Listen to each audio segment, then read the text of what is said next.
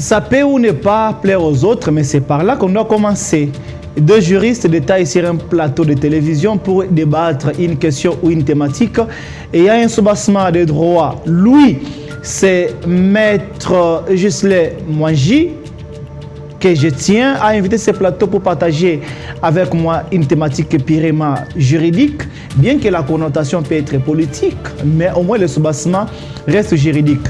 Alors, je peux vous rappeler que lorsqu'on parle de partis politiques, on vise la loi électorale, on vise la loi sur les partis politiques. Mais lorsqu'on parle des plateformes politiques, attention, il y a toujours un soubassement juridique parce que tantôt, il y en a qui vont parler des accords, d'autre part, il y en a qui vont parler de chartes.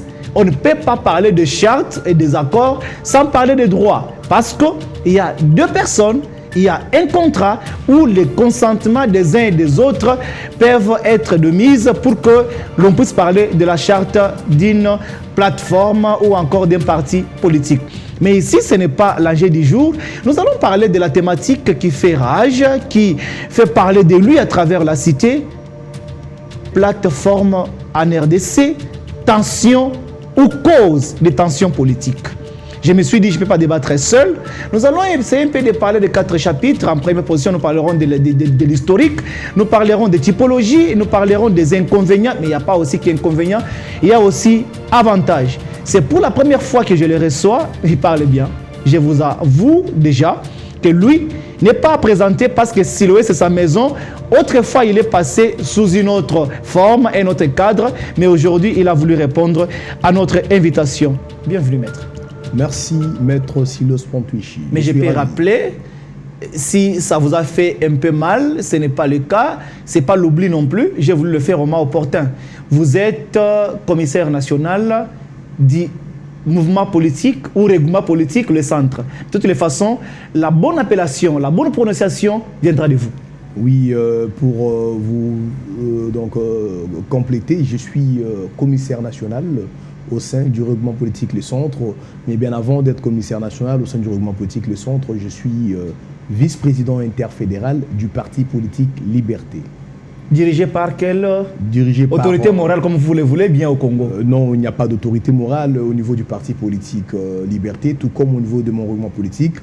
Le parti politique Liberté, il est un parti politique initié par l'honorable Germain Kambinga, et le règlement politique initié aussi par lui-même et plusieurs autres présidents de partis politiques avec qui nous avons constitué ces règlements politiques, le centre pour qui plusieurs personnes sont en train de parler et de voir comment nous avons mené une lutte politique pendant tout un temps à la période préélectorale et post-électorale. Nous sommes toujours actifs. Nous sommes un règlement politique. À la fois, nous sommes aussi un parti politique. Je suis tenté un peu de vous provoquer au début là. Oui. Dans un parti politique, c'est une école où vous suivez l'idéologie, ou c'est aussi l'éthique de la personne? Parce que là, quand vous parlez, je sens germer en vous, en geste, en parole et en acte. Oui, je pourrais les prendre comme un compliment, mais en même temps, il faudrait comprendre que nous sommes d'une école politique. Oui. Il faut reconnaître que le bien influence.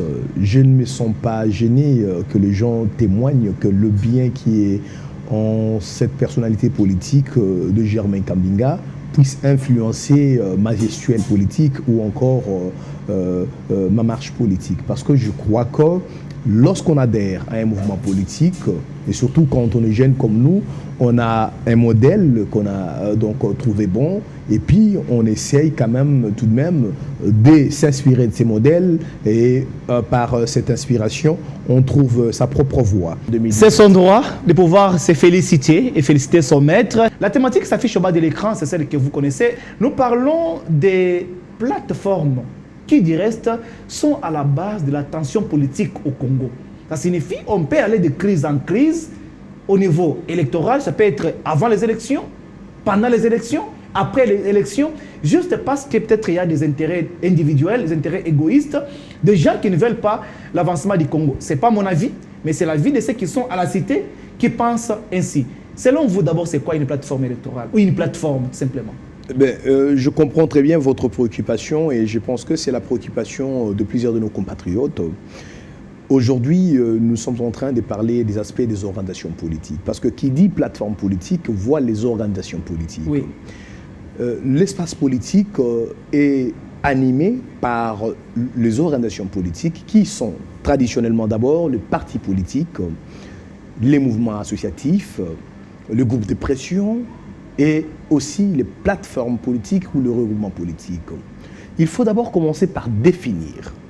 Les partis politiques sont des organisations politiques créées pour organiser les intelligences des citoyens, les orienter vers la contribution de la vie politique de leur pays, de leur espace, et donc conquérir le pouvoir, l'exercer et pourquoi pas les conserver le plus longtemps possible. Ça, c'est la théorie. Ça, c'est la théorie. Bien que la pratique est tout autre. C'est la théorie, mais c'est cela qui est aussi pratiqué par les partis politiques.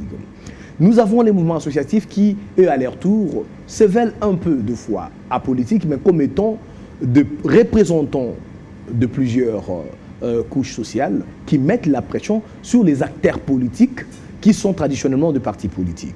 Nous avons de l'autre côté des groupes de pression qui naissent avec ce que nous vivons dans notre pays comme étant les mouvements citoyens, avec les associations des protestants, des catholiques.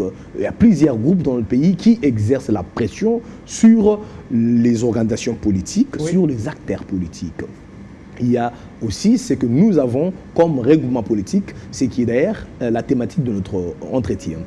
Les regroupements politiques sont les organisations politiques qui naissent de la volonté collective de quelques partis politiques pour un besoin bien défini. Une fois de plus, c'est ça la théorie. Voilà. Nous sommes toujours dans la théorie. Oui. Parce que nous allions dans la pratique qui est tout à fait autre chose. Parce que nous allons évoquer avec vous la pratique en tant que politique, oui, actif.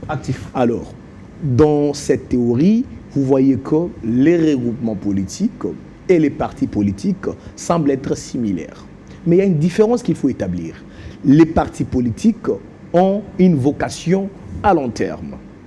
Les partis politiques s'inscrivent sur le temps pour travailler au service de leur espace politique, au service de leur pays. Sur base d'une idéologie, oui, aussi. Contrairement, et sur base d'une idéologie surtout, parce que chaque parti politique doit se fonder sur une idéologie politique. Exact.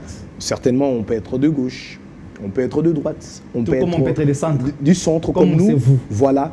Encore faudra-t-il ouvrir une parenthèse pour rencontrer ceux qui pensent que, oui, généralement, quand on est du centre, c'est lorsqu'on a été chassé et à gauche et à droite, on ne sait pas où aller, on se retrouve au centre. Non, c'est un choix. Et on se déclare du centre soi-même. C'est un choix. Oui. Et l'idéologie centriste, nous allons en parler parce que nous sommes en train de parler des mouvements politiques. La matière. Et en tant que regroupement politique, nous, notre centrisme ne s'est pas fondé seulement sur notre parti politique, mais c'est sur le regroupement politique, donc sur tout un regroupement politique. Oui. Alors, par rapport à cette matière, je disais que comparativement aux partis politiques, les regroupements politiques ont une durée de vie courte, sont de structures conjoncturelles. Qu'on appelle ad hoc, créées pour des circonstances. Pour des circonstances. Bien déterminées. Bien déterminées. Et par l'histoire, nous allons faire une analogie par rapport à l'espace politique congolais, parce que sous d'autres cieux, il y a aussi une historique appropriée. Mais comme il faut étudier le cas pratique et cas du milieu, nous allons faire un peu une historique. Oui. Depuis la veille de notre indépendance, il y avait déjà des regroupements politiques. Il y avait plusieurs petits groupes politiques qui étaient de connotation ethnico-tribale, mais pour aller aux grandes négociations, notamment à la table ronde, et ensuite les élections qui ont eu lieu, il faille que ces groupes politiques-là, ces partis politiques, puissent comme Abaco, voilà, tout ce que nous avons connu là, tout ça, se regrouper en plateformes politiques, oui, en cartels. À l'époque, on parlait des cartels, oui, qui ont quand même été aussi des organisations politiques de sens de regrouper plusieurs formations politiques. Et plus récemment, nous avons une première typologie politique que nous pouvons considérer dans le pays. Celle qui était née des pressions et d'exigences de la classe politique sur les régimes en place. Nous voyons là à la fin du deuxième mandat du président Kabila, vous avez vu la naissance du rassemblement politique, le RASOP. Vous avez vu la naissance de la dynamique de l'opposition. Ce sont des regroupements politiques dans lesquels il y avait plusieurs partis politiques, mais ils ont constitué un front. Vous laissez à côté d'autres regroupements qui sont créés en 2006, en 2011, parce que nous parlons de l'historique, tel que SETS, par exemple, soutien à Etienne Tshisekedi. Voilà. C'était un regroupement. Ces regroupements politiques-là, je voulais les catégoriser dans une autre typologie. Je vais les ramener là-bas. Mais il est né quand même avant ceux qui sont nés à la fin du deuxième mandat du président Kabila. Ce sont des regroupements politiques qui ont ligué pour exiger le respect de la Constitution, le respect du nombre de mandats du chef de l'État. Oui. Ils ont mené leur lutte. L'alternance aussi. L'alternance au sommet de l'État. Ils ont mené une lutte qui n'a pas été sans fruit, parce que le fruit, nous sommes en train de les vivre aujourd'hui avec les élections que nous avons eues le 30 décembre 2018. Nous avons les regroupements politiques ou les plateformes politiques qui sont nées pour des besoins électoraux. Là, nous rentrons en 2006 avec cet soutien à Etienne Tshisekedi. Il y a eu aussi un autre regroupement politique qui n'a pas vraiment eu une dénomination spécifique. Le cartel de ceux-là qui s'étaient réunis autour de la candidature du président Joseph Kabila. Il y a eu plusieurs partis politiques. AMP par exemple, c'était aussi ça en 2006. Voilà, MP, oui, majorité MP, présidentielle. Donc voyez? Ça a commencé par AMP, devenu MP, et je peux aller plus loin pour dire jusqu'à ce jour, c'est ça qui est devenu FCC. Bon, même s'il y en a qui partent, il y en a qui reviennent. Oui, il faut reconnaître qu'il y a une bonne dose de membres du Front commun pour le Congo qui naguère étaient aussi membres de l'AMP puis du MP. Exact. Nous avons ces plateformes politiques qui sont nées pour le besoin électoral et surtout pour l'élection présidentielle. Soutien à Etienne Tshisekedi, majorité présidentielle avec le président Kabila, qui ont accompagné leurs candidats, qui ont porté leur candidature jusqu'à la confrontation finale, et nous avons eu le résultat. Oui. Et puis nous avons ce que nous avons connu aujourd'hui, en 2018, à la veille des élections de 2018, nous avons connu les cas des méga plateformes politiques. Vous l'appelez bien méga? Oui, les méga plateformes politiques. Et qui sont à la base de beaucoup de conflits, beaucoup de tensions politiques en RDC. Bon, partout, hein, on dit oubi homo, oubi malus. Donc partout où il y a des humains, il y a toujours des problèmes. Il y a toujours des problèmes. Alors, lorsque nous avons connu le méga plateforme politique, que nous pouvons citer, notamment le Front commun pour le Congo, qui avait un candidat à la présidentielle, Emmanuel Ramazani Shadari, pour qui il y a eu une grande structuration, une grande coordination pour mener à l'atteinte des objectifs fixés par le Front commun pour le Congo. Et ensuite, nous avons Lamouka, qui est né depuis Genève, avec un candidat, M. Martin Fayoulou. Et nous avons aussi dit le CACH, Cap pour le changement, oui, avec comme candidat le président actuel, Félix Tshisekedi. Et ensemble avec son partenaire, M. Vital Kamerhe. C'est là la troisième typologie, celle des méga plateformes. Dans ces méga plateformes, nous trouvons d'autres plateformes politiques. Plateforme sur plateforme. D'autres plateformes politiques. Je suis tenté d'exagérer même pour dire autorité morale sur autorité morale. Parce que c'est ça qui se passe. On peut accepter qu'il y a eu cette superposition. Ça, c'est du point de vue historique. Et du point de vue historique, il faut maintenant voir quel est le fondement juridique des partis politiques et des plateformes politiques. Parce qu'il parle des fondements juridiques, des partis politiques et des plateformes, je dirais, politiques ou électorales, je voudrais vous rappeler qu'il s'agit là d'une émission, pas politique, mais une émission purement juridique, parce qu'on peut toucher la politique, mais le soubassement reste juridique. Là, des techniciens à la matière, Maître Ghislain Mwangi et Maître Silos Bantuichi s'entretiennent autour de la thématique qui s'affiche au bas de l'écran.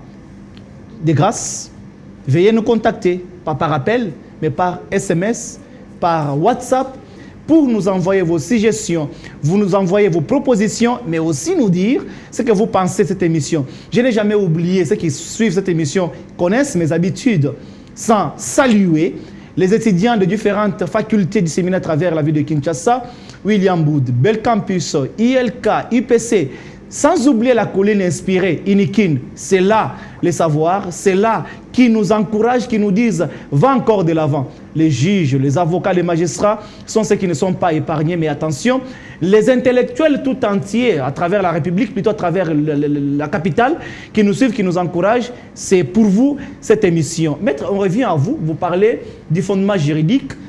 Bon, voilà, nous allons évoluer avec notre fil d'idées. Comme nous sommes au niveau des aspects juridiques des organisations politiques, nous voyons là les partis politiques et les regroupements politiques. Les partis politiques sont d'office donc basés sur notre constitution qui consacre les droits et libertés politiques Deuxième titre. des citoyens. Oui. Au niveau du deuxième titre. Et nous avons pour encore base juridique une loi spécifique portant organisation et fonctionnement des partis politiques en République démocratique du Congo. Et cette loi est suffisamment exhaustive pour tracer comment les partis politiques devraient être organisés et fonctionner dans notre pays. Au niveau des partis politiques, s'il faut ouvrir un œil des juristes, nous allons comprendre qu'il y a rarissime des partis politiques qui se conforment à la loi. Allégez le langage, s'il vous plaît. J'aime bien les juristes. Quand ils parlent des rarissimes, Ouais. ils parlent des jusqu'au-boutistes. C'est bien.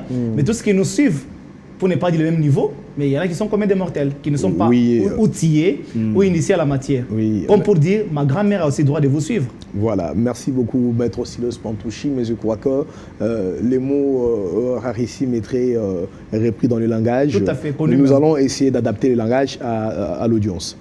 Alors, nous avons très rares de partis politiques qui se conforment à la loi électorale. Mais je dirais même presque tous nos partis politiques, s'il faut être sincère, plutôt à la loi portant organisation et fonctionnement de partis politiques. Parce que cette loi est claire. Cette loi consacre un caractère démocratique à la vie des partis politiques. Cette loi exige un bon nombre d'éléments aux partis politiques avant d'être considérés comme partis politiques dans notre pays. Exact. Il faut qu'il y ait des statuts, il faut qu'il y ait un règlement intérieur, il faut qu'il y ait une structuration et il faut qu'il y ait une présence vérifiée et certifiée des succursales de ces partis politiques, je dirais donc des sièges de ces partis politiques dans plusieurs provinces de notre pays. Une fois de plus, théorie. Voilà. Nous avons, comme vous l'avez dit au début, j'ai aimé, c'est pourquoi je n'ai pas voulu vous contredire, nous avons un aspect juridique. Nous avons un instrument juridique qui est notre loi portant organisation et fonctionnement du parti politique, qui reste tout à fait une loi, mais qui perd un peu sa valeur en tant que loi parce qu'une loi doit être immuable. Une loi doit s'imposer à tous. L'immuabilité de la loi.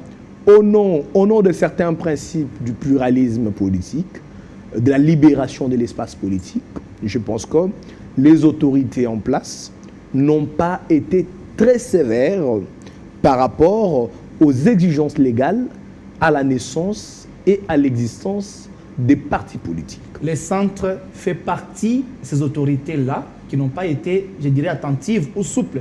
Nous sommes responsables. Non. Parce que n'oubliez pas, vous ne voulez pas, vous ne pouvez pas vous dissocier quand même. Vous m'avez peut-être mal compris. D'accord, allez-y. Je ne suis pas ici en train d'accuser.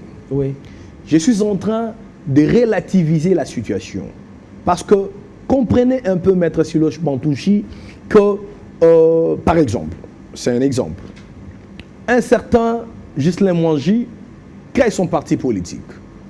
Parti politique radical. C'est un exemple. Alors, ces partis politiques radicaux, je passe matin, midi, soir dans le média, je tiens des meetings pour combattre le gouvernement, le régime en place. Et à l'époque, nous voyons le pouvoir du président honoraire Joseph Kabila. Une fois, j'ai dit, bon, c'est mon parti politique, je pars au ministère de l'Intérieur, qui gère le parti politique. Et j'ai dit que je vais créer un parti politique. Dès que le ministère de l'Intérieur m'impose la rigueur des exigences de la loi, j'irai partout pour dire que non, voilà, on a fermé l'espace politique, on ne veut pas qu'on ait plusieurs partis politiques. Le multipartisme nous consacré par le maréchal Mobutu est aujourd'hui offusqué. Plusieurs partis politiques ont bénéficié des arrêtés ministériels constatant leur existence, leur création, mais sans se conformer à la loi sur le parti politique dans ce pays. Nous sommes tous frappés par cette réalité. Il faut là qu'on souligne des partis politiques comme l'UDPS, le PPRD, le PALU, l'UNC. MLC. Oui, le MLC. Ici, je suis en train de vous donner un avis très analytique. Vous avez du mal. Oui, je vous donne... c'était certain. Non, le MLC, oui. Je vous donne un avis très analytique. Ce sont des partis aujourd'hui qui peuvent avoir assez d'éléments pour prouver qu'ils sont représentés presque partout. Oui. De tous les partis que vous avez cités pour votre information, oui. J'ai la chance de gestionner presque le 26 provinces de la RDC. Je vous assure que ces partis sont installés partout où vous avez cité. Oui, ils sont installés quand même, nous le reconnaissons comment? Parce que nous passons dans le Grand Bandundu, nous voyons le drapeau de l'UDPS ou le drapeau du PPRD quelque part. Mais il faut encore déplorer parce que là, je ne suis pas en train de faire ici la promotion ou les témoignages à défaut. Je suis en train de reconnaître la visibilité. Mais il y a des détails parce que même leur bureau de fédération n'existe pas aussi. Vous voyez, vous allez dans une province, vous trouvez qu'il y a le drapeau, par exemple, du Parti Liberté, mon parti, et que peut-être il n'y a pas... Non, il y a peut-être une représentation, il y a des sympathisants, mais il n'y a pas peut-être de bureau. Pourquoi? Là, nous allons maintenant dans l'aspect des financements des partis politiques. Oui. Là, ça sera encore une autre responsabilité. Les partis politiques doivent être financés. Voilà. Par qui? Voilà. On ne sait pas. Nous ne sommes pas subventionnés en tant que partis politiques. Alors que la loi le prévoit. La problématique des organisations politiques dans notre pays est complexe. Il y a une grande responsabilité de l'État lui-même qui ne sait pas s'acquitter de son devoir de subventionner les partis politiques. Il y a aussi une faiblesse, d'une autre part, des initiateurs de partis politiques qui ne veulent pas aussi se conformer aux exigences légales. Bon, faute de moyens, faute de quoi, chacun a sa raison. Alors, de cet aspect juridique, nous avons quand même relevé certains points des exigences de la loi par rapport à l'existence des partis politiques et aussi certains points, des éléments qui doivent être vérifiés pour un parti politique. Nous allons encore voir comment maintenant la vie au sein des partis politiques se fait. Il n'y a pas de démocratie dans plusieurs partis politiques.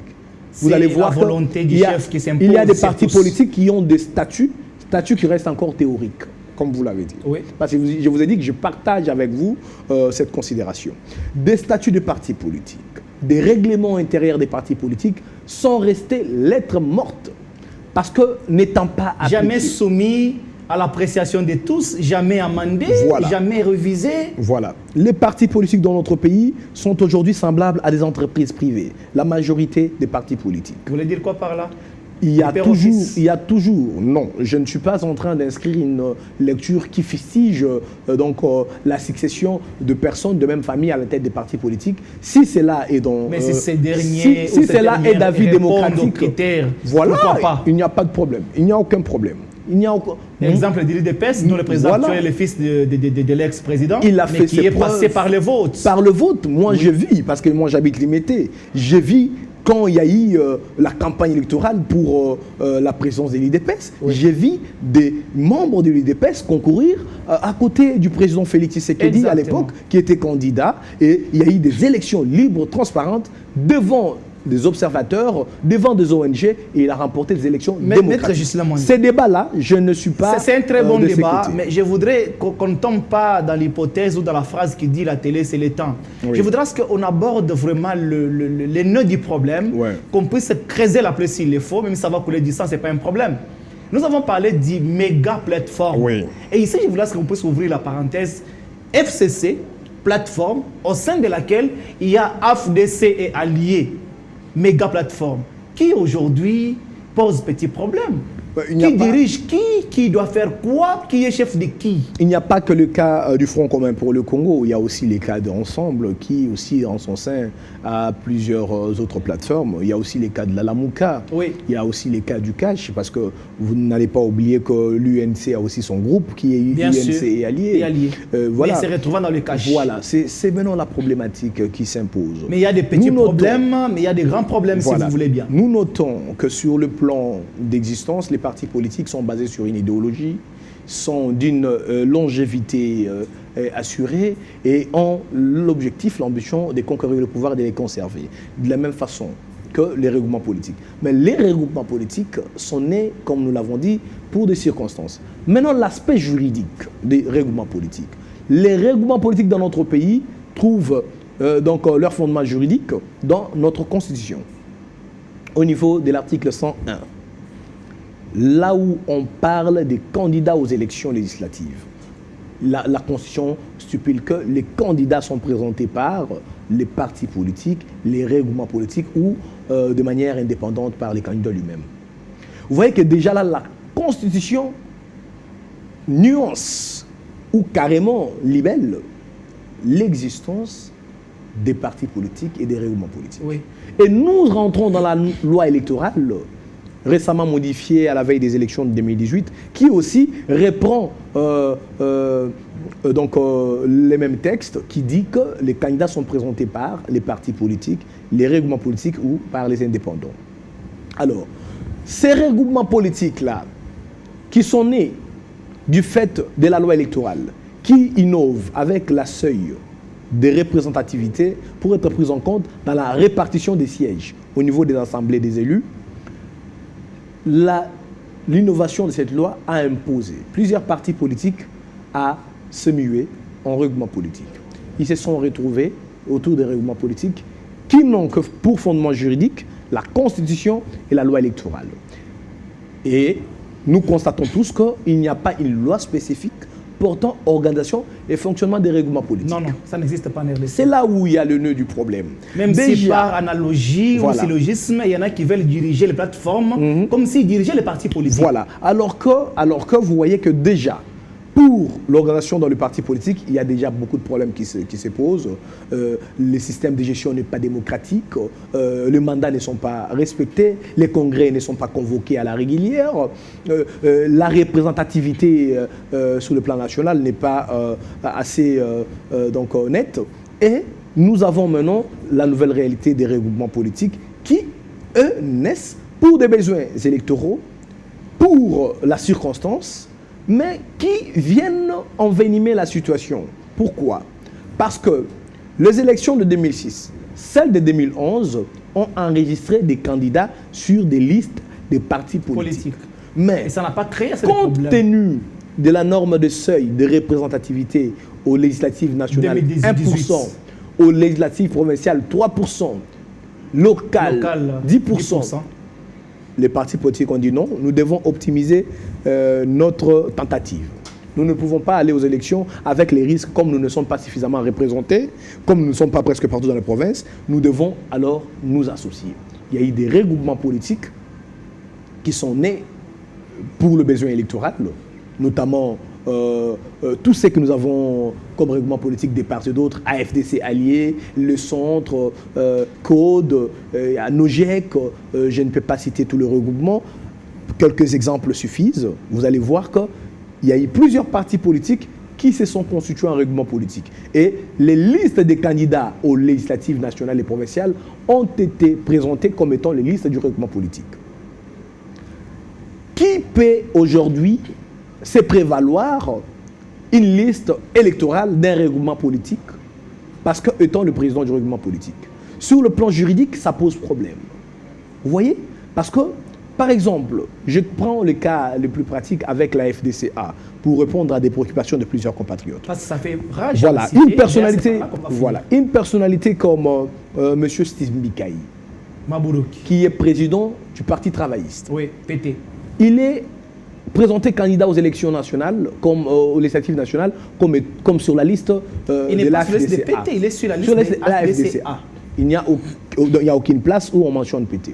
Et aujourd'hui, si son parti politique entre en contradiction avec un autre parti ou carrément la FDC, nous avons des difficultés de définir qui peut perdre son mandat parce que plus récemment, le ministère de l'Intérieur, par le biais du secrétariat général, a adressé une correspondance pour dire que, à défaut d'une loi spécifique sur le règlement politique, la loi sur le parti politique sera d'application pour des cas de règlement politique. Une analyse que je ne partage pas. Moi non plus. Qui peut créer beaucoup de tensions inutiles. Moi non plus, parce que le cas que nous venons d'évoquer avec Simbikaï et tant d'autres qui se sont aujourd'hui définis, ils ont dit nous voulons rester fidèles au Front commun pour le Congo. Nous avons constitué la FDCA parce que nous voulions appartenir au Front commun pour le Congo.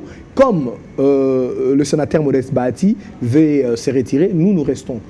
Il reste, mais sous le label AFDCA, parce que AFDCA doit être dissocié de l'AFDC comme parti politique. Comme pour dire, AFDC tout court, oui. C'est une appartenance exclusive. Voilà. S'il faut l'appeler une propriété privée de Modeste Bahati avec tout ce qu'il a comme ami cofondateur. C'est une organisation, moi je ne parle pas de propriété privée, mais une organisation politique à part entière. Tout à fait. En tant que parti politique. Et lorsqu'on parle et de les regroupements politiques, AFDCA, c'est une organisation politique aussi à part entière qui s'est mis comme un regroupement politique et non comme le parti politique. Et en tant que tel, AFDC. Ça fait de Steve Mbikaï des autres cofondateurs, ils peuvent s'en approprier. Voilà, ça fait d'eux de cofondateurs et lorsqu'il y a scission, il y a maintenant du mal, à défaut d'une loi spécifique sur des regroupements politiques, à trancher sur ces cas. Parce que même si le ministère des tutelles a su donner cet avis, qui est discutable, et qu'au final, les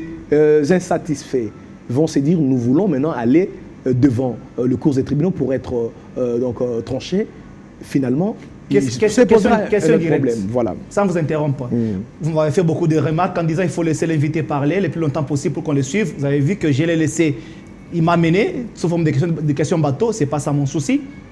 Qui des deux, à ce jour, peut perdre son mandat? De Steve Mbikaï et de Bahati Lukwebo. Voilà, c'est là où il y a le grand problème, je vous ai dit. Parce que s'il faut appliquer la loi sur le parti politique au règlement politique, et s'il faut considérer le fait qu'il y a un groupe qui reste au Front commun pour le Congo, il y aura un grand conflit parce que qui acceptera? Steve Mbikaï, tout comme tant d'autres élus, sous le label d'un regroupement politique, ne peuvent en aucun cas accepter de perdre leur mandat, autant plus qu'ils sont répertoriés comme étant co-sociétaires d'un regroupement politique et le regroupement politique a connu une scission. Là, il faudrait donc que nous puissions recourir à la jurisprudence. Parce qu'à défaut d'une loi, à défaut de base juridique incontestable, il faut que nous puissions recourir à la jurisprudence. Qui est aussi une source de droit. Qui est aussi une source de droit. Vous allez voir dans le temps, je crois qu'il n'était pas question de trancher sur le cas des élus, mais il y a eu l'historique avec l'UDPS Kibasa. Nous avons plus récemment le cas de l'UDPS Chibala, l'UDPS Tshisekedi. Ça n'a pas tué quelqu'un. Parce qu'il faut que nous puissions établir la paix sociale en disant le droit. Il faut que nous puissions être capables de recourir à cette jurisprudence pour permettre que le sénateur Modeste Bahati Lukwebo, je perds qu'on finisse pour le compte, c'est important. Voilà, le sénateur Modeste Bahati Lukwebo, pour le compte de son groupe, peut garder les labels AFDCA, elle Bahati, et de l'autre côté, la présidente du groupe qui est fidèle au Front commun pour le Congo, il y a un qui se déclare autorité morale et qui reconnaît avoir fait appel aux autres et qui appelle cela contrat d'adhésion. C'est comme pour dire aujourd'hui, Siloé a été créé par un monsieur qui a voulu associer les autres pour que nous puissions décoller ensemble et on ne peut pas aujourd'hui se déclarer Siloé A et Siloé B. Voilà pourquoi nous avons, avant d'élargir notre analyse sur cette question, nous avons recouru à la compréhension des organisations politiques qui ne sont pas une propriété privée. C'est une organisation associative. Vous comprenez?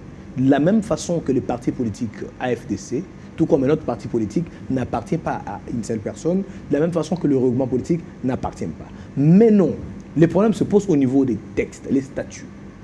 Moi, je vais aller dans une analyse claire, parce que nous avons été informés que dans les statuts du regroupement politique AFDCA, il est clairement libellé que pour être président du regroupement politique AFDCA, il faut d'office être président du parti politique AFDC. Oui. Ce qui semble à mes yeux donc un dictat. Parce que s'il faut... Mais le dictat ne commence pas seulement au niveau de AFDC. C'est parce que la télévision, c'est le temps. Sinon, il y a trop de questions à vous poser. Voilà, nous ne sommes pas... Même le FCC, est-ce qu'au départ, le FCC ils vont informer à tous les partisans ou à tous les partis politiques qui ont adhéré que les conditions pour être ministrable, il faut avoir réuni oui députés nationaux. Je suis en train de vous parler, Silos Bantouchi. C'est le dictat. Je suis en train de vous parler, Silos Bantouchi, des aspects que nous pouvons améliorer dans notre vie politique. J'ai aimé le format de votre émission parce que c'est un format purement scientifique, juridique. Nous sommes en train d'évoquer les aspects politiques, mais nous restons un peu du côté juridique. Oui. Nous devons dire la vérité. Bien que j'appartienne à un camp politique, je dois vous dire ce que le droit prévoit. Les cas, par exemple, de la loi électorale, plutôt de la loi portant fonctionnement des partis politiques. Parce que la loi exige aux partis politiques la tradition démocratique. Hein? La loi ne permet pas que dans un mouvement politique, un seul individu ou un groupe d'individus s'arroge le plein droit. Déjà, c'est une violation de la loi sur les partis politiques. S'il faut considérer la loi sur les partis politiques, il faudrait que dans un règlement politique, les textes, les statuts ou la charte puissent être respectueuses de la tradition démocratique. Vous comprenez? S'il faut reconnaître que dans notre milieu politique, nous avons instauré la notion de l'autorité morale, qui est aussi discutable, mais il faut alors voir au-delà. Vous n'avez jamais défini les attributions de l'autorité morale. Tout dépend d'une organisation à une autre. Généralement, ce n'est pas ça. Il se réveille le matin, il nomme qui il veut, il chasse qui il veut, il bannit ce qu'il veut. Même si vous ne voulez pas en parler, la condition moi, je voudrais qu'on en parle. Ministrable, je voudrais qu'on en parle. Il faut réunir 8 députés nationaux. La régie doit m'excuser parce qu'on peut lever une partie de 5 minutes pour remplacer par celui-ci. Mais je ne comprends absolument rien. Vous voulez imposer quoi? Voilà. Je voudrais qu'on en parle. Pour les cas d'espèce, nous évoquons les cas de la FDCA. Et je vous ai dit que les réalités statutaires sont assez contradictoires à la tradition démocratique. Et je suis en train maintenant de revenir au cas du Front commun pour le Congo. Au sein du Front commun pour le Congo, il y a une grande structuration, et une structuration basée sur les intelligences politiques et l'expérience. Le fait qu'au Front commun pour le Congo, il ait institué une autorité morale, ce n'est pas le fait que nous ayons institué, comme vous l'avez dit au début, un petit seigneur ou un petit dieu. Non. Le Front commun pour le Congo, dans sa charte constitutive, a bien défini pourquoi nous avons accepté les adhérents, les fondateurs du Front commun pour le Congo, nous avons accepté de placer une autorité morale. Nous avons accepté de placer qui? Ce n'est pas n'importe qui. Nous avons accepté de placer une personnalité, un Congolais, qui est doté d'une lourde expérience de la gestion de la République, qui a fait preuve au 19 ans au sommet de l'État. Voilà, qui a fait preuve, s'il faut considérer cela, qui a fait preuve de beaucoup de sagesse, de beaucoup d'abnégation dans sa vie politique. Bravoure, et nous avons dit qu'en lui, nous reconnaissons une magistrature morale. Non. Pas une imposition. Je vais vous vexer en vous disant, vous n'avez pas eu de choix. Parce que c'est lui qui était l'incarnation de tout. Au début de cette émission, vous avez dit que c'est à moi de vous fixer sur l'état des lieux. Vous n'êtes pas membre. La nuance avec d'autres émissions, c'est que là, il y aura des questions préétablies. On vous pose, vous répondez. Ici, c'est un entretien entre deux juristes. J'ai mon point de vue, vous avez les vôtres, et ceux qui nous suivent tirent des conclusions. Je n'en disconviens pas. Maître Siloche Bantouchi. Oui, cher maître Ghislain Mwanza. Vous n'êtes pas membre du Front commun pour le Congo. C'est moi qui suis cadre du Front commun pour le Congo. Je vous le concède. Et je vous informe que moi-même, je mémorise notre charte. Je vous ai dit que dans l'énoncé de notre charte, il est bien libellé pourquoi nous avons reconnu dans le président honoraire Joseph Kabila la magistrature morale et nous l'avons établi comme une autorité morale. Et vous voyez, non, il y a eu une grande conférence au Pullman Hotel à la création du Front commun pour le Congo qui a permis que nous puissions rédiger la charte et que nous puissions la signer. Et nous avons ouvert les signatures pour les autres adhérents. Avant de signer ces débats sans avoir répondu à la question, quelles sont les attributions de votre autorité morale? Continuez comme vous voulez. D'accord, je vous comprends, mais je voudrais aussi répondre vite qu'on ne s'attarde pas dessus. L'autorité morale du Fonds commun pour le Congo, je l'ai déjà répondu ici, peut-être vous n'avez pas Pourquoi compris. vous avez accepté qu'il soit là? C'est déjà compris. Nous avons accepté par rapport à son expérience, par rapport à ses preuves d'abnégation et de maturation. De la gestion de la richesse publique.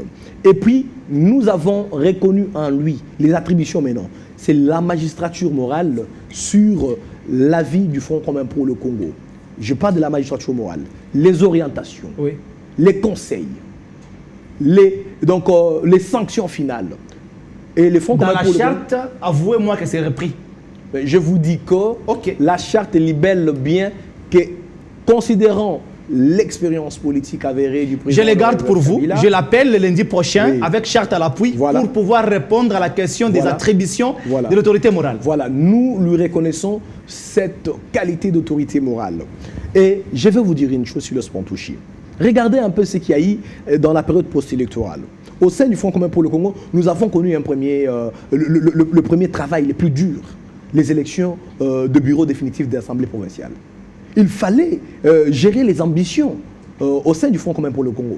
Vous voyez comment nous avons passé cette étape? Oui, vous en avez étouffé d'autres, oui. Non, les ambitions ont été gérées avec beaucoup d'équilibre et vous n'avez pas entendu moindre bruit. Au nom du dictat. Non, il n'y a pas de dictat. Maître Silos Mantuchi et des réserves pour le propos que vous allez utiliser. Non, je vous ai dit, excusez-moi si je vous vexe, c'est ça l'ambiance de cette émission. Voilà, d'accord. Et les textes du Fonds commun pour le Congo, là maintenant, l'aspect juridique, prévoit les instances au sein du Fonds commun pour le Congo.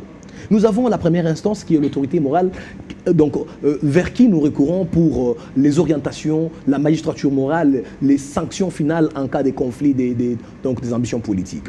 Et nous avons la conférence des présidents qui gère les ambitions politiques et qui discute qui délibère sur les orientations à prendre au sein du Fonds commun pour le Congo. Nous avons la coordination du Fonds commun pour le Congo qui gère au quotidien la vie du Fonds commun pour le Congo. Et ensemble, avec le tout, dans toutes ces structures-là, composent ce que nous appelons comme étant le comité stratégique, qui y est aussi animé par des personnalités dont ont beaucoup d'expérience. C'est pour vous dire que nous sommes en train de parler des aspects juridiques des organisations politiques. Le Fonds commun pour le Congo est une organisation politique dans ce pays qui, dès son existence, a mis en place des cadres juridiques qui vont éviter que des individus ou des groupes d'individus puissent s'imposer ou s'arroger les pleins droits. Voilà maintenant les cas que nous avons eu à traiter. L'élection des bureaux définitifs de l'Assemblée nationale, les élections de gouverneurs, tout a été bien organisé. Non, cher ami. Il y a des gouverneurs parler comme si nous venons fraîchement de l'Europe ou du Canada. Qu'est-ce qui a été mal pour les élections? Du bureau définitif de l'Assemblée nationale, j'étais dans la salle, même 2 jours avant les élections. C'est vous qui avez causé du tort à M. Lokondo. Vous avez imposé à Lokondo d'arrêter sa candidature, mais ce n'était pas son souhait. Je crois que vous allez un peu plus vite en avant. Moi, je vous ai parlé des élections. Non, parce que la télé, c'est le temps. Bientôt, on va nous faire signe qu'il faut cheater. Voilà. Alors, il faut revenir lundi. Vous allez promettre à ceux qui vous suivent. La matière est tellement abondante qu'il faut revenir le lundi. Il n'y a pas de problème. Je vous ai parlé des élections de bureau définitif de l'Assemblée provinciale. Je vous ai parlé des élections de gouverneurs. Et là, maintenant, nous arrivons aux élections, à l'élection du bureau définitif de l'Assemblée nationale. C'est pour vous dire encore une fois de plus que la structuration du Fonds commun pour le Congo a précédé les conflits, a précédé les tentatives de la mise en avant des ambitions personnelles. Parce que nous sommes un groupe. Le cas Thomas Lokondo, c'était un cas de dissidence. Et vous avez vu que malgré... vous l'appelez un dissident? J'ai dit que c'était un cas de dissidence. Et c'est lui qui pratique les cas de dissidence? Oui, il était un candidat dissident, je n'en disconviens pas. Oui. Et ça a été traité. Vous l'avez étouffé, c'est le terme qui convient. Nous l'avons laissé consommer sa dissidence jusqu'à la fin. Et il a été battu par Janine Maboundali. Non, il n'a pas postulé. Vous avez demandé à ce qu'il retire à la veille, il l'a fait. Je vous dis ceci. La candidature d'Henri Thomas Lokondo... Et d'ailleurs, vous appelez ça votre pourquoi? Parce qu'elle était seule comme candidate. Voilà. Ça, c'est à la congolaise. Merci beaucoup. Une analyse à la congolaise, Maître Silos Mantouchi. Je vous informe, vous êtes juriste comme moi. Que l'Union européenne... Ceux qui sont à la cité ne peuvent pas réfléchir comme toi et moi. D'accord. Ils posent leurs questions, ils ont leurs analyses. Selon eux, on ne peut pas parler du vote ou d'élection avec un seul candidat. Il faut qu'il y ait un qui a gagné et l'autre qui a perdu. Non, là, c'est faux. Parce que je reconnais dans nos téléspectateurs plusieurs têtes pensantes et plus pensantes même que nous. Bien sûr, mais il y en a aussi qui pensent, il y en a aussi, je vous ai présenté les cas. Voilà. Je vais vous informer une chose. La démocratie n'a pas commencé en République démocratique du Congo. La démocratie vient des sociétés occidentales.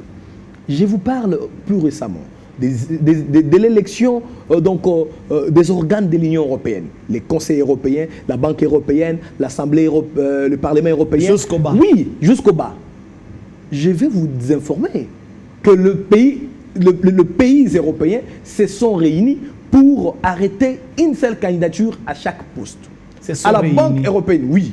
Il y a eu des consensus. Il y a eu des consensus. À la Banque européenne, il y a eu Christine Lagarde. Vous comprenez? Au Parlement européen, il y a eu... Maître Ghislain, vous me poussez à tirer sur vous, ce n'est pas une de mes ambitions. Non, mais dans le cas de votre camp politique, vous pensez qu'il y a eu des consensus? Non. Par rapport à quoi? L'autorité morale a décidé qu'il s'agit là de Janine Mabunda comme présidente de l'Assemblée nationale, et c'était le cas, comme elle a décidé avec... Malheureusement, je ne suis pas membre. Malheureusement, comme vous n'êtes pas membre, je comprends votre méconnaissance de la vie du Front commun pour le Congo. Je m'arroge les droits. La candidature de Janine Mabunda Lioko, elle l'avait rappelé plusieurs fois, c'était une candidature proposée. Et non imposée. Et non imposée. Et elle a bénéficié du soutien maximum des co-sociétaires du Front commun pour le Congo. C'est parce que le chef a déjà décidé. Et lorsqu'il lui a déjà décidé, personne ne peut Où est le mal si les acteurs politiques du Front commun pour le Congo approuvent, soutiennent, adoptent la proposition de l'autorité morale? Ça s'appelle discipline. C'était une... Mais pourquoi pas? Oui. Je vous dis ceci. J'aime bien rappeler ces principes. Ordo ad Deum ducit. Ça veut dire l'ordre conduit vers Dieu. Il faut qu'il y ait de la discipline dans une organisation politique. Parce que nous parlons de lois qui régissent les organisations politiques. Il faut aussi parler des règles. Parce que les lois se basent sur des règles. Il y a les règles de discipline, les règles de loyauté, il y a des règles de fraternité, de solidarité. Vous comprenez? Et nous, au sein du Front commun pour le Congo, nous sommes régis par la discipline. Il n'y a pas que la discipline, il y a la solidarité, il y a aussi la loyauté. Alors, de toutes les dissidences que nous avons connues, vous allez comprendre qu'elles sont assimilables à des cas de dissidence, d'indiscipline, de manque de loyauté, et nous ne pouvons pas nous attarder sur cela. Et pour les cas des partis politiques et règlements politiques dans notre pays, il faut comprendre une chose. Les règlements politiques ont apporté une nouvelle vie dans notre pays, parce que vous savez, l'historique des partis politiques dans ce pays renseigne que les premiers partis politiques au début étaient plus des connotations ethnico-tribales. Il y avait des partis, il y avait des partis, que des gens qui étaient, les régionalismes dans des partis politiques étaient beaucoup vécus. Et grâce Et j'aime aujourd'hui, vous êtes commissaire national du centre, je suis du Kasaï, dont le président est du Bandundu. Il est du Bandundu. Et Ngoyi Mulunda qui est aussi du Katanga. Et ainsi de suite. Ça, j'encourage. Et vous verrez que j'applaudis même. Voilà, merci beaucoup. Grâce au regroupement politique, nous avons atténué les régionalismes dans notre pays. Nous avons atténué la facteur divisante dans l'espace politique. Parce qu'à l'époque, les néocolonialistes passaient par les régionalismes, les tribalismes pour diviser la classe politique congolaise. Et aujourd'hui, je vais vous dire une chose. Les impérialistes, les supranationalistes ne sont pas d'accord avec la vie des règlements politiques dans notre pays. Vous verrez, ils feront tout pour étouffer le règlement politique au nom de certaines faiblesses qui se sont révélées, qui peuvent néanmoins être corrigées. Chose qui est évidente d'ailleurs, parce que je ne vois pas une longue vie à FCC. Nous avons, non, il ne faut pas dire ça. Mais vous savez, nous sommes sur une chaîne chrétienne. D'un pasteur. Je savais que là, et les pasteurs nous disent souvent, tout ce qui est révélé est condamné. Malheureusement, dans la Bible, ça n'existe nulle part. Bon, je vous dis que les pasteurs nous disent, les hommes de Dieu. D'accord. Alors, ils ont été inspirés. Nous n'allons pas entrer dans un débat biblique parce que moi, je suis vous qui nous suivez, c'est ça l'ambiance d'Horizon Juridique, cette émission purement scientifique avec une base juridique. Ce qui est vrai, que je ne sais pas comment l'interrompre. Même ceux qui sont à la régie ont compris que j'ai du mal. Malheureusement, la télé, c'est le temps. Je rappelle à vous qui nous suivez que la thématique qui s'affiche au bas de l'écran, c'est celle-là qui nous a permis et qui nous permet d'ailleurs de pouvoir approfondir cette question qui pose problème à la cité, qui crée beaucoup de tensions et de divisions. C'est lui qui est assis juste en face de moi, c'est Maître Ghislain Mwangi, qui a accepté de répondre à notre invitation, mais au moins qui a aimé notre savoir-faire et qui a voulu partager avec nous. Et s'il faut revenir à vous, c'est vous poser la dernière question. Que pensez-vous de la vie politique de l'FCC à l'horizon 2023? Je pense que le Front commun pour le Congo a une longévité qu'on ne peut mesurer en ce moment parce que c'est un grand projet politique. Nous qui en sommes membres, nous sommes très engagés dans sa lutte politique et dans la matérialisation de son programme qui est basé sur le moyen terme et le long terme. Et je crois que par le Front commun pour le Congo, tout comme par les Cap pour le changement, tout comme par la MOUCA ou d'autres grandes méga plateformes politiques, nous allons pouvoir faire converger nos opinions politiques, quelles que soient les difficultés que nous avons ou les petites divergences. Nous sommes tous Congolais. Le Front commun pour le Congo va travailler davantage dans le temps pour que la nation soit sauvée de toutes les menaces extérieures. En cas d'empêchement, en cas de mort, en cas d'une cause pouvant empêcher ces derniers d'exercer ses fonctions, je parle de Joseph Kabila, pensez-vous que FCC sera ce qu'il est aujourd'hui? Ouais, je suis... Parce qu'après la mort de Lumumba, on ne parle pas d'MSC. Après M. Laurent Désiré Kabila, on ne parle plus de son parti politique, moins encore de ce qu'il a fait comme effort. Pensez-vous qu'après Kabila? Bon, je suis souvent étonné par cette hallucination ubuesque qui circule souvent dans certaines analyses des hommes politiques congolais qui se disent qu'après disparition de gens, parce qu'aujourd'hui, je vais vous donner des exemples. Antoine Gizenga n'est plus vivant, le Palou existe. Etienne Tshisekedi Wamulumba n'est plus vivant. Ce sont des cas très rares. Philippe Fouta. Je peux vous... non, il ne faut pas parler des choses... Non, oui, Philippe Fouta, allez-y. Il n'est plus vivant et son parti continue à exister. Et ça fait parler de lui? Mais écoutez, vous n'allez pas considérer le faible nombre des élus ou la capacité de l'aura d'un parti politique et lorsque ça baisse et dire que le parti disparaît. Le parti de Laurent Désiré Kabila, le PRP, il est toujours là. Il a un député national, il y a des députés nationaux. Et vous parlez de Lumumba, parti politique? Voilà, moi je ne suis pas en train ici de vous dire que non, c'est une situation générale. Il est plus vivant, parti politique? Oui, son parti politique existe, il est dirigé par son fils. Détrompez-vous, il y a trop de choses à dire. Je vous dis, voilà, je ne suis pas membre, mais je vous dis au moins que ces partis-là a été quand même pérennisé d'une manière ou d'une autre. Et je vous rassure que le Front commun pour le Congo n'est pas là pour souhaiter la disparition, l'empêchement ou la mort de son autorité morale. Nous n'avons pas dit. Nous souhaitons tout le bonheur du monde. C'est le cas de force majeure. Ces cas-là, comme vous le savez. Je suis libre de vous répondre. Oui. Ces cas-là sera traité par le personnel. Par les constats faits. Par la dextérité politique et la volonté à continuer à travailler pour les Congolais qui anime tous les membres du Front commun. Est-ce que la charte les prévoit? Je vous dis ceci. Oui.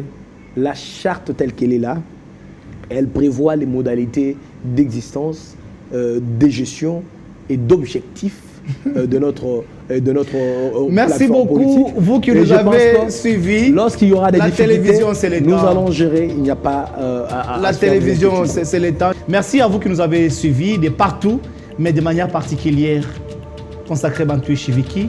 Merci à toi. Au revoir.